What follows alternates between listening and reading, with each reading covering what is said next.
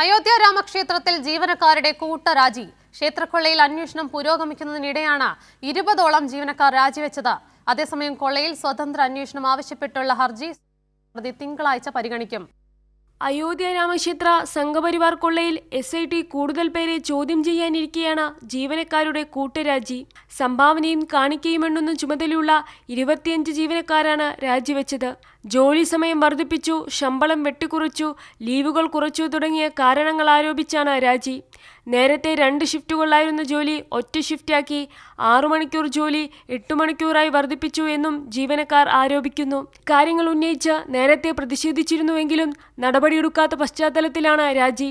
ക്ഷേത്രകൊള്ള പുറത്തുവന്നതിന് പിന്നാലെ ജീവനക്കാരുടെ പ്രോട്ടോകോൾ ശക്തമാക്കിയതിനു പിന്നിലും ഒരു വിഭാഗം ജീവനക്കാർക്ക് അതൃപ്തിയുണ്ട്.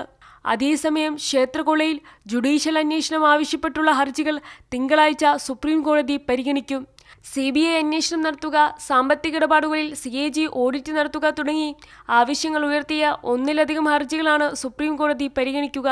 അടിയന്തര പ്രാധാന്യമില്ലെന്ന് ചൂണ്ടിക്കാട്ടി നേരത്തെ സുപ്രീം കോടതിയുടെ അവധിക്കാല ബെഞ്ച് ഹർജി പരിഗണിക്കാൻ വിസമ്മതിച്ചിരുന്നു. കൈരളി ന്യൂസ്, ദില്ലി.